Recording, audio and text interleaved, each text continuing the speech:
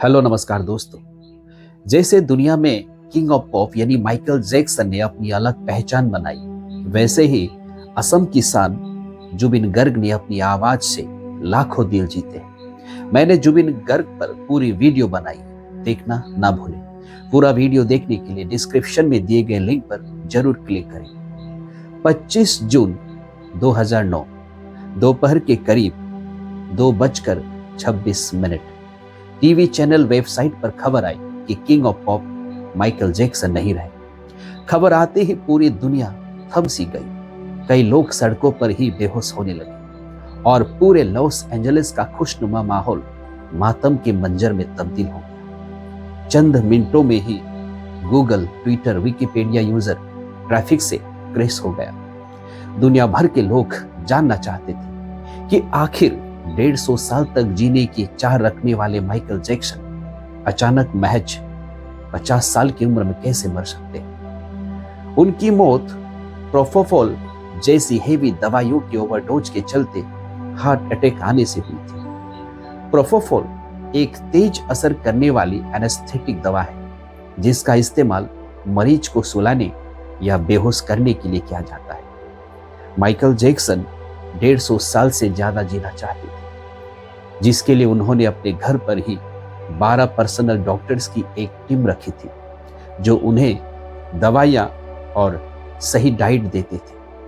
Michael का खाना भी पहले लेबोरेटरी में टेस्ट होता था और फिर वो उसे खाते थे। जिस समय उनकी मौत हुई तब भी उनके पर्सनल डॉक्टर्स कॉनराड मुर्रे उनके साथ होमली हिल्स, लॉस एंजलिस में थे।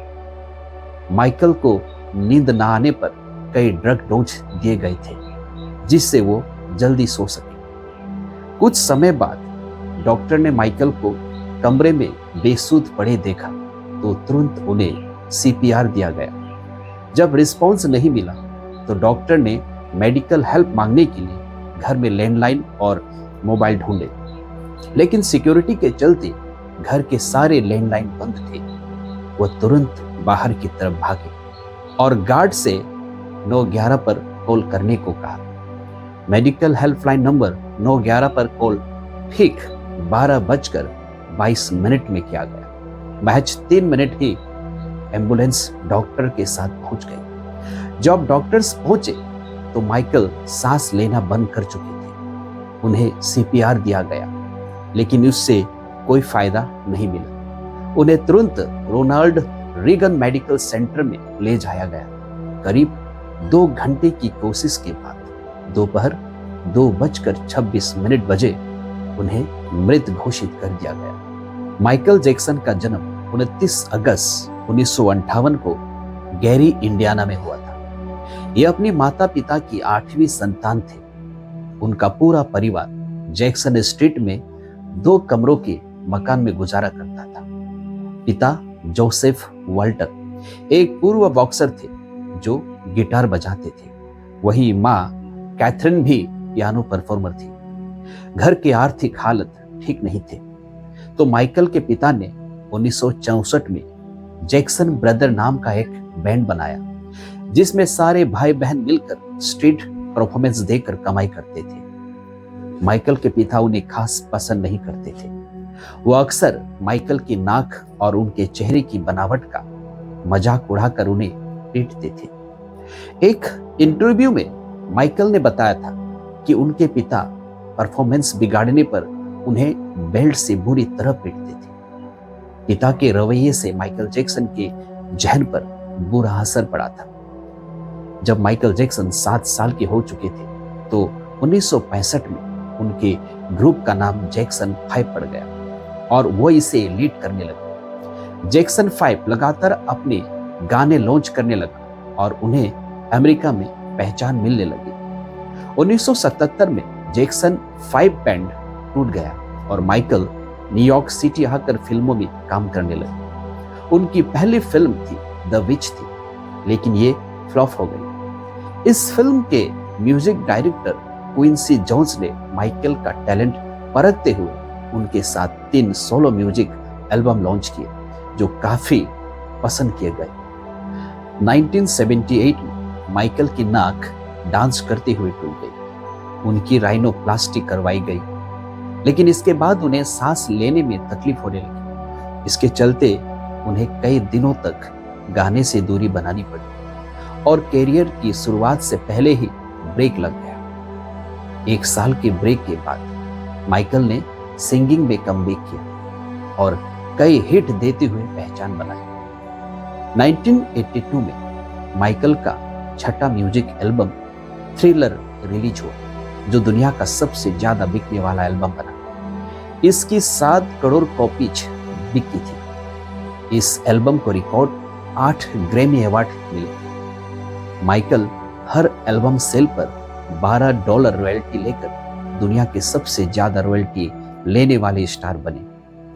1983 तक African American Michael Jackson dark skin tone के थे, लेकिन इसके बाद से ही उनका स्किन कलर अचानक लाइट होने लगा। विवादों में आने के बाद उनके स्किन डॉक्टर आर्नोल्ड वेलन ने बताया कि उन्हें विटिलिगो यानी सफेद दाग की बीमारी से परेशानी है, जिससे उनके शरीर में सफेद काले धब्बे बन गए थे। उन धब्बों को छुपाने के लिए माइकल सफेद मेकअप करते थे। विटिलिगो का ट्रीटमेंट करवाते हुए उन्हें स्किन ब्लीच करवानी पड़ी और वो गोरे हो गए। लोगों ने रेसिज्म के आरोप लगाए कि जैक्सन अफ्रीकन स्किन टोन बदलना चाहते थे, इसलिए उन्होंने ब्लीचिंग का सहारा लिया। कई लोगों का मानना था कि माइकल जैक्सन अपनी त्वचा और लुक को लेकर बेहद चिंतित रहते थे। माइकल की मौत के बाद उनकी मां ने दावा किया कि माइकल ने विटिलिगो से छुटकारा पाने के लिए कुछ सर्जरी करवाई थी, लेकिन फिर खुद को सुंदर बनता देख उन्हें कॉस्मेटिक सर्जरी करवाने की लत लग गई। माइकल ने 1988 में बायोग्राफी में खुद भी कबूला था कि उन्होंने 2 बार राइनोप्लास्टी और 1 बार चिन की सर्जरी करवाई थी। माइकल जैक्सन उम्र रोकने के लिए ऑक्सीजन बेड पर सोते थे। माइकल जैक्सन 1986 में माइकल की हाइपरबैरिक ऑक्सीजन चैम्बर में सोते हुए एक तस्वीर सामने आई थी। दरअसल माइकल अपनी उम्र रोकने के लिए ऑक्सीजन चैम्बर में सोते थे। माइकल जैक्सन अपनी वॉइस पिच हाई रखने के लिए फीमेल हार्मोनल इंजेक्शन के शॉट लिया करते थे। इसका एक कारण यह भी था कि वो महिलाओं की तरह स्किन और कम फेशियल हेयर चाहते थे। माइकल ने अपनी आंखों की भी सर्जरी करवाई थी। वही उन्हें लड़कियों की तरह कपड़े पहनना और तैयार होना पसंद था।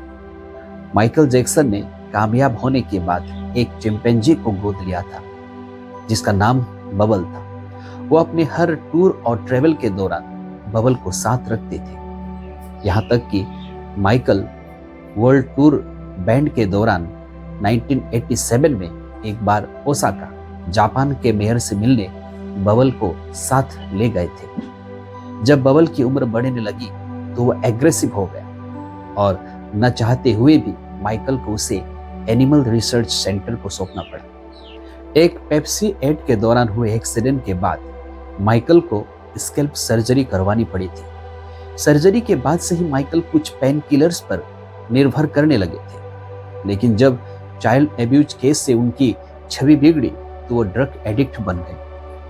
इसका असर उनकी तबीयत पर ऐसा पड़ा कि नवंबर 1993 को उन्होंने अपने सारे कॉन्सर्ट कैंसिल करवा दिए।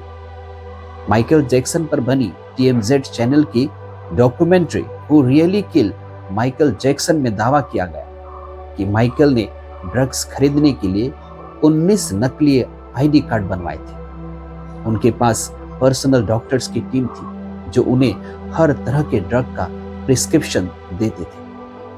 माइकल के स्किन डॉक्टर आर्नोल्ड ब्लेन एक डायरी मेंटेन करते थे, जिसमें इस बात को नोट किया जाता था कि किस ID से कौन सी दवा ली जा रही है।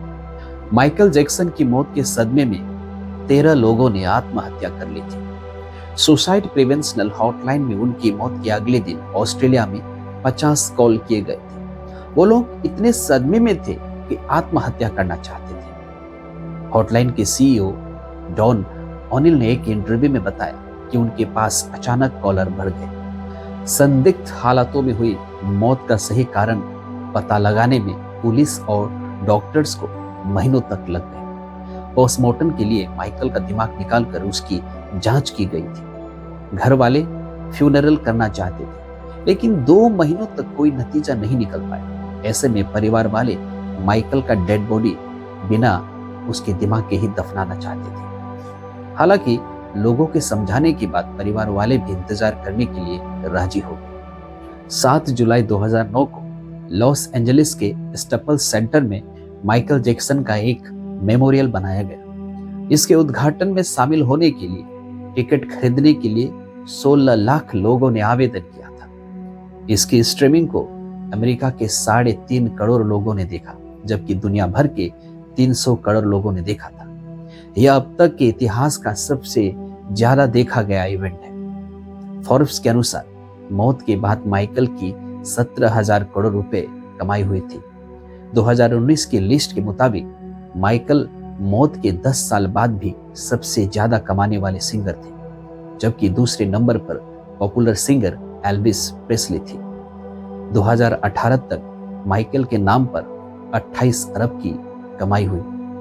रिपोर्ट की माने तो माइकल मौत से ठीक पहले दिवालिया होने के कगार पर थे। ऐसे में उनकी मौत के बाद हुई कमाई से परिवार ने उनका कर चुकाया था। King of pop Michael Jackson दुनिया के सबसे बेहतरीन सिंगर रह चुके हैं। अपने गानों, मूनवॉक, डांसिंग स्टाइल के अलावा माइकल दुनिया को देखने के नजरिए और साइंस के चैलेंज करने पर भी काफी चर्चा में रहे हैं। माइकल की महज 50 साल की उम्र में मौत हो गई। हालांकि वो हमेशा से 150 साल से ज्यादा जीना चाहते थे, जिसके लिए वो रोजाना ऑक्सीजन चेंबर में सोते थे और घर पर ही लेबोरेटरी बनाकर लंबा जीवन जीने के लिए पर्सनल रिसर्च करवाते थे। माइकल जैक्सन का यह भी मानना था कि दुनिया में एक समय ऐसा जरूर आएगा जब मरे हुए लोगों को जिंदा करना साइंस की मदद से पॉसिबल होगा। माइकल जैक्सन दुनिया की सबसे मशहूर सिंगर माने जाते हैं, जिनके नाम 29 गिनीज वर्ल्ड रिकॉर्ड है। वीडियो पसंद आए तो लाइक करें, शेयर करें और चैनल को सब्सक्राइब करना मत भूलें।